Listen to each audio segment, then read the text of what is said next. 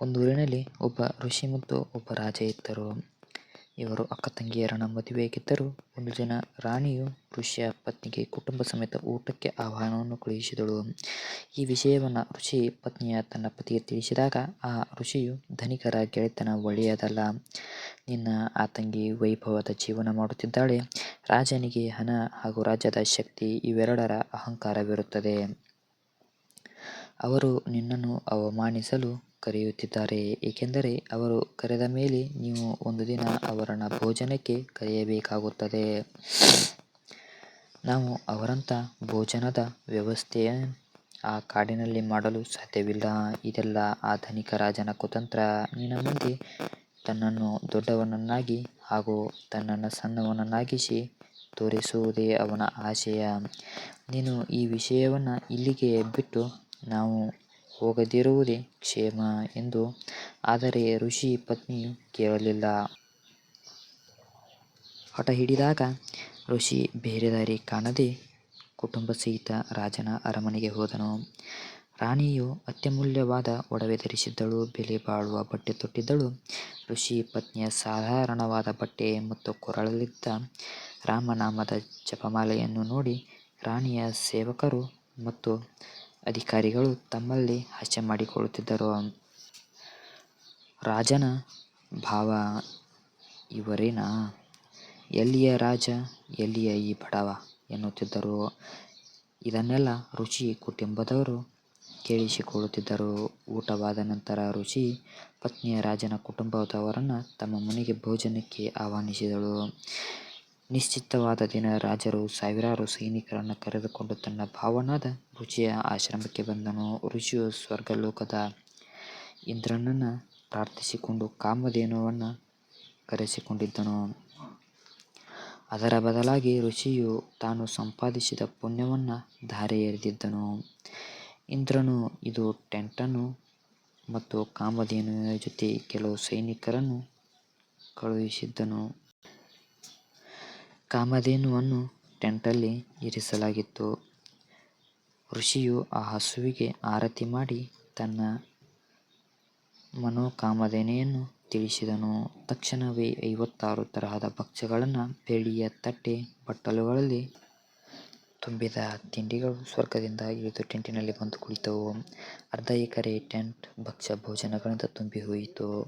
ಋಷಿಯು ಭೋಜನ ಮಾಡಿರೆಂದು ರಾಜರನ್ನು ಪ್ರಾರ್ಥಿಸಿದ. ಆದರೆ ರಾಜನು ಋಷಿಯನ್ನು ಅವಮಾನಿಸಲು ನಿರ್ಧರಿಸಿ, ನನ್ನ ಸೈನ್ಯವು ನನ್ನ ಜೊತೆ ಊಟ ಮಾಡುತ್ತದೆ ಹಾಗೂ ಕುದುರೆಗಳು ಮೇವು ತಿನ್ನುತ್ತದೆ ಎಂದನು. ಋಷಿಯು ಒಪ್ಪಿದನು. ಆಗ ರಾಜ ಟೆಂಟಿನ ಒಳಗೆ ಹೋದವನೇ ಆಶ್ಚರ್ಯಚಕಿತನಾದನು. ಪಂಚಭಕ್ಷ ಪರಮಾನ್ನಗಳನ್ನು ಸೇವಕರು ತಂದು ತಂದು ಇಡಲಾರಂಭಿಸಿದರು. ಅನ್ನಪೂರ್ಣೆಯ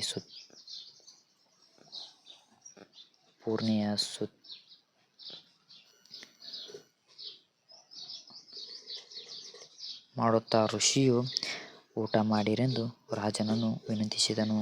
ಈ ಭೋಜನದ ಮುಂದೆ ನನ್ನ ಭೋಜ ಕೂಡ ಏನೇನೂ ಅಲ್ಲ ಎಂದು ರಾಜನಿಗೆ ತಿಳಿಯಿತು. ನಾನು ಕೇವಲ 3-4 ರೀತಿಯ ಭಕ್ಷ್ಯಗಳನ್ನು, ಅದು ಋಷಿ ಕುಟುಂಬದವರಿಗೂ ಮಾತ್ರ ಮಾಡಿಸಿದೆ ಎಂದು ತಿಳಿದು ನಾಚಿಕೆಯಾಯಿತು. ಊಟ ಮಾಡಲು ಚಿಂತೆಗೊಳಗಾದನು. ಹೊಟ್ಟೆಕಿಚ್ಚು ಉಂಟಾಯಿತು. ಇದು ತನ್ನ ಅವಮಾನವೆಂದು ತಿಳಿದನು. ಸೈನಿಕರೆಲ್ಲ ತಿಂದು ತೇಗಿ ಋಷಿಯನ್ನು ಕೊಂಡಾಡಿದರು. ರಾಜನ ರಕ್ತ ಕುದಿಯುತ್ತಿತ್ತು. ನಂತರ ಟೆಂಟಿಗೆ ಹೋಗಿ ಈ ಊಟ ಹೇಗೆ ತಯಾರಿಸಿದೆ ಎಂದು ಋಷಿಯನ್ನು ಕೇಳಿದನು. ಯಾವ ಒಲೆಯೂ ಉರಿದಿಲ್ಲ, ಯಾವ ಬಾಣಲೆಯನ್ನು ಒಲೆಯ ಮೇಲಿಟ್ಟಿಲ್ಲ. ಇದು ಹೇಗೆ ಸಾಧ್ಯ ಎಂದನು. ಆಗ ಋಷಿಯು, ಭಕ್ತಿ ಮತ್ತು ಪುಣ್ಯದ ಫಲದಿಂದ ನಾನು ಸ್ವರ್ಗದಿಂದ ಹಸುವನ್ನು ಕರೆಸಿದೆ.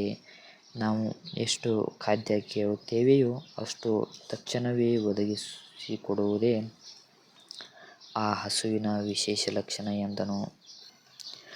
ಆಗ ರಾಜರು ಆ ಹಸುವನ್ನು ನನ್ನ ಮುಂದೆ ತಂದು ತೋರಿಸಿದರೆ ನನಗೆ ನಂಬಿಕೆ ಬರುವುದು ಎಂದನು. ಆಗ ರಾಜ ಮತ್ತು ಋಷಿ ಟೆಂಟಿನ ಬಾಗಿಲ ಬಳಿ ಹೋದರು. ಒಳಗೆ ಹಸುವೊಂದು ನಿಂತಿತ್ತು. ಬಾಗಿಲ ಕಡೆ ಮುಖ ಮಾಡಿತ್ತು. ಎಲ್ಲರೂ ಊಟ ಮಾಡಿದ್ದರಿಂದ ಟೆಂಟ್ ಖಾಲಿಯಾಯಿತು. ಉಳಿದ ಸಾಮಾನುಗಳನ್ನು ಸೇವಕರು ತೆಗೆದುಕೊಂಡು ಹೋಗುತ್ತಿದ್ದರು. ಹಸುವು ತೆರಳಲು ಋಷಿಯ ಅನುಮತಿಗಾಗಿ ಕಾಯುತ್ತಿತ್ತು. ಅಷ್ಟರಲ್ಲಿ ರಾಜರು ಋಷಿಗೆ, ಹೇ ಋಷಿ, ಈ ಹಸುವನ್ನು ನನಗೆ ಕೊಡು. ನನ್ನ ಬಳಿ ದೊಡ್ಡ ಸೈನ್ಯವಿದೆ. ಇವರಿಗೆಲ್ಲ ಊಟ ಮಾಡಿ ತಯಾರಿಸಿಕೊಳ್ಳುವೆ.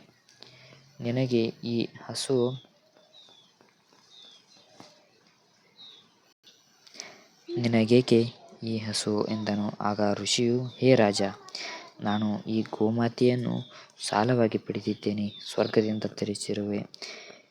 ಇದರ ಮಾಲೀಕ ನಾನಲ್ಲ. ನಾನು ಇದನ್ನು ನಿಮಗೆ ನೀಡಲಾರೆ ಎಂದನು. ರಾಜನು ಕೋಪಗೊಂಡು ಆ ಹಸುವನ್ನು ಬಲವಂತವಾಗಿ ಹೊತ್ತೊಯ್ಯುವಂತೆ ತನ್ನ ಸೈನಿಕರಿಗೆ ಆದೇಶಿಸಿದನು. ಋಷಿಗೆ ರಾಜನ ವರ್ತನೆ ದುರ್ವರ್ತನೆಯಾಗಿ ಬದಲಾದುದನ್ನು ಕಂಡನು. ಆಗ ಅವನು ಗೋಮಾತೆಗೆ ತನ್ನ ವಾಸಸ್ಥಾನವಾದ ಇಂದ್ರನ ಸ್ವರ್ಗಲೋಕಕ್ಕೆ ವಾಪಸ್ಸು ಹೋಗುವಂತೆ ಪ್ರಾರ್ಥಿಸಿದನು. ತಕ್ಷಣವೇ ಕಾಮಧೇನು ಟೆಂಟನ್ನು ಹರಿದು ಹಾಕುತ್ತಾ ಆಕಾಶದ ಕಡೆಗೆ ಹಾರಿಹೋಯಿತು. ರಾಜನು ಹಸುವನ್ನು ಕೆಳಗೆ ಬೀಳಿಸಲು ಹಸುವಿನ ಕಾಲಿಗೆ ಬಾಣ ಬಿಟ್ಟನು. ಅದರ ಕಾಲಿನಿಂದ ಚಿಮ್ಮಿದ ರಕ್ತವು ಭೂಮಿಯಲ್ಲಿ ಬೀಳತೊಡಗಿತು. ಗಾಯಗೊಂಡ ಹಸು ಸ್ವರ್ಗಲೋಕಕ್ಕೆ ಸೇರಿತು. ಎಲ್ಲೆಲ್ಲಿ ರಕ್ತ ಚೆಲ್ಲಿತೋ ಅಲ್ಲಲ್ಲಿ ತಂಬಾಕು ಬೆಳೆಯಿತು. ನಂತರ ತಂಬಾಕಿನ ಬೀಜ ಹುಟ್ಟಿ ನೂರಾರು ಗಿಡಗಳಾಗಿ ಬೆಳೆಯಿತು.